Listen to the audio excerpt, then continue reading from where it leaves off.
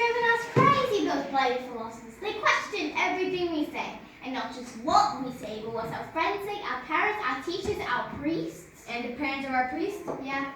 And the friends of our parents' priests? Yeah, alright, Maya, don't labour the point. What have they ever given us in return? Logical argument? What? Logical argument! Oh yeah, they have given us that. That's true, yeah. And questioning authority. Oh yeah! Questioning authority. Remember what we used to be like? We used to believe anything anybody told us. Remember when the priest told us to give all of our money to them to build a big golden statue? I'll grant you logical argument and questioning authority are two things that the philosophers have given us. And self-knowledge. Well, self-knowledge, obviously. I mean, self-knowledge goes without saying, doesn't it? But apart from logical argument, questioning authority and self-knowledge? Theory of the mind. Understanding of the fundamental nature of reality. Ethics, theories of justice? Oh. Alright, fair enough. Human rights. Oh yes, yeah.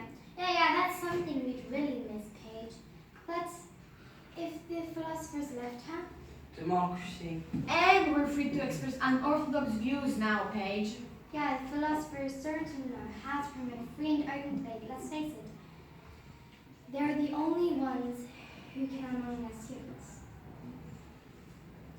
Alright, but apart from logical argument, questioning authority, self-knowledge, theories of the mind, understanding of fundamental nature of reality, ethics, theories of justice, democracy, human rights, and free speech, what have the philosophers ever done for us? Taught us to be rational. Oh, rational? Shut up!